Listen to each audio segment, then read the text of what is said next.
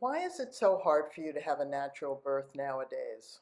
Hi, I'm the director for our New Zealand registered charitable trust called Common Knowledge. We hold both the concept and a set of skills that hundreds of mothers and fathers and myself developed in the early 1970s. So let's begin this journey together. I gave birth in 1970. 95% of us labored and had a vaginal birth. The 5% who had a cesarean, it was to save our lives. In my generation, we were grateful for that. Nobody wants a mother to die. So when we labored, when we had a labor and a vaginal birth, we could labor for hours or days. We could cope well or suffer. Many of us, like today, have risks. There are many risks. Few become problems. Most get resolved. Fewer become tragedies. But long labors, suffering, and even tragedies were considered normal, natural, and accepted because the medical profession, frankly, wasn't sophisticated enough to do anything about it. Many of us were left with body birth trauma. We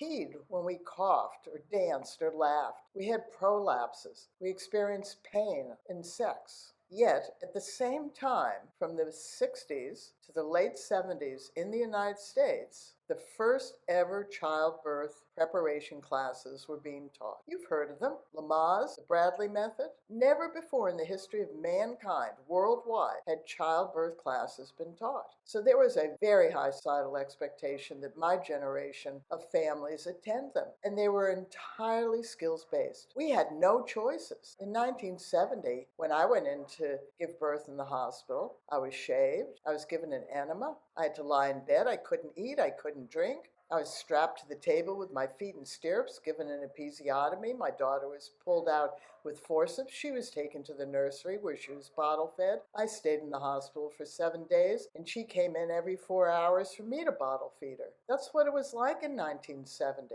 And yet, multiple millions of us from the 60s to the late 70s went into the hospital under those conditions, and we used some level of skills, breathing and relaxation. And our husbands were our birth coach. Bradley method was called husband coach childbirth. It was expected of them to come in and coach and help us. To do what? Not to suffer. And suffering was by far the largest issue that women globally have always had. We lacked skills. And for the first time in the history of mankind, universal skills were being put into place. That changed by the time I gave birth in 1982. And this is the history of why it is so hard for you to have a natural birth now. So come along to the next video and I'll explain more. Oh, and don't forget to download your very first Birthing Better ebook. Now you'll notice the logo is the pink kit. The reason that it's changed was that we've been online prior to Google keywords. Can you imagine that? And we were called the pink kit. We were a VHS, a book, and a cassette back then. Can you imagine that? And when keywords came in the early 2000s, we suddenly had a rush of traffic to our website. 99.9% of it was coming from pornography sites because we used the word pink and we used the word video. Families loved having a pink kit baby, loved having a pink kit birth,